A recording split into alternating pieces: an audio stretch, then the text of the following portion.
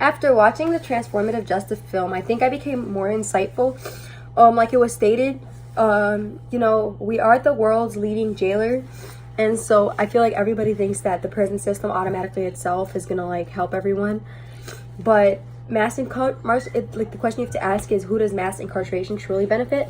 Because in most scenarios, it actually makes things worse. Specifically because so many people go through trials, and so half the time the victim's excluded from the actual trial itself. It becomes the offender against the state. So at this point, you're asking kind of who is it benefiting? And also in the video when they were talking about this bill of goods, how people in higher positions like in Congress or whatever believe that by serving the offenders a longer jail time period, like change is automatically ensured. But you can throw a man in jail for about 20 years plus, and that still doesn't change the outcome of his actions. It doesn't mean that he's gonna come out of jail a changed man, because you're not doing anything to change him. And so I think that's how, when watching the video, I did see how transformative justice helped, especially when we were talking about the woman who decided to take up transformative justice after her son was shot at 19 and she was working in the criminal justice system. I think it also goes back to the first prison video we were watching about how the young men themselves in the juvenile system, they were actually trying to find change within the system rather than just building up that anger. So when they come out of jail, they'll be more angry and just commit the same crimes that they already did before. And also, when it comes to the history of transformative justice in the world, it actually dates back all the way to the 1970s. The first offender reconciliation that took place as transformative justice took place in 1989 in Kitchener, Ontario, and the second place took place in Elkhart, Indiana. However, before there was transformative justice, there was reformative justice. You can't really have one without the other because they're linked. Restorative justice is kind of known to come before transformative justice, but eventually they were both put in place to create a type of balance, because restorative justice began with the idea that in order to reach restoration and peace, both the victim and the offender must gather and communicate.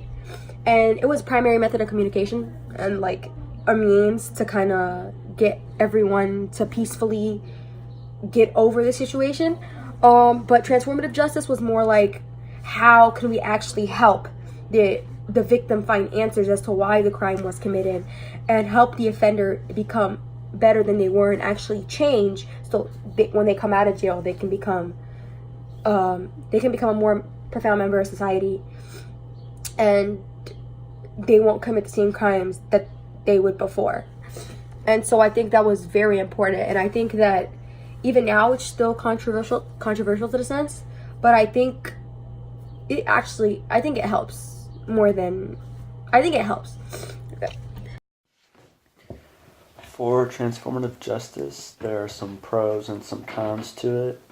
Some of the pros is that it gives the victim and also the perpetrator an opportunity to talk about the crime, and sort of give the perpetrator the opportunity to explain why they committed it, and also gives the victim the opportunity to explain how they were harmed.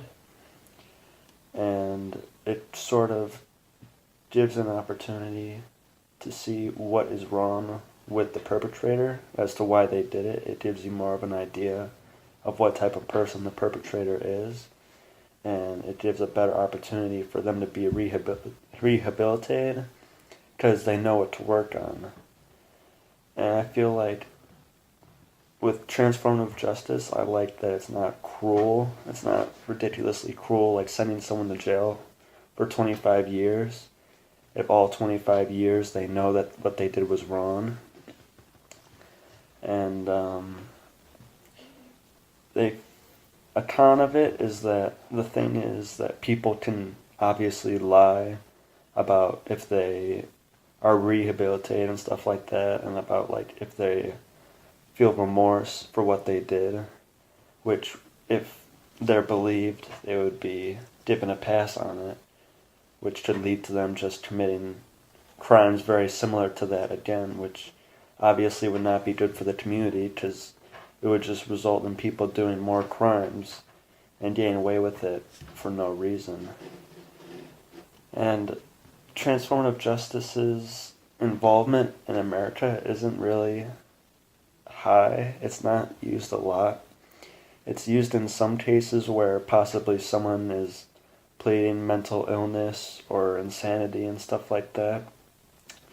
And obviously, if the judge believes that it's a fair defense, then sometimes people get sentences where they can actually go and work on that illness instead of just sitting there in prison for years and years and years, just getting worse and having the mental illness just make them an even worse person, so that once they get out of jail, they might do even worse crimes or more crimes.